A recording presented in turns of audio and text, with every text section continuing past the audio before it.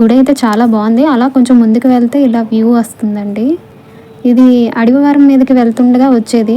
ఇక్కడ కోనేరు ఉంది కదా, అది వ్యూ అయితే భలే ఉంది. కాకపోతే కొంచెం చూసుకోవాలి, జాగ్రత్తగా ఉండాలి. చాలా డేంజరస్గా ఉంది, పడితే ఇంకేం లేదు అంతే. రిటర్న్ వెళ్తున్నప్పుడు ఇక్కడ మాకు గిరిజనులు కనిపించారండి. అక్కడ రైతులంట.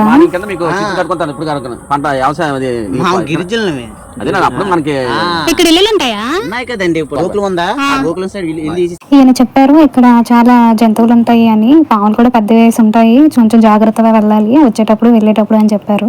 అందుకని చాలా జాగ్రత్తగా వెళ్ళండి.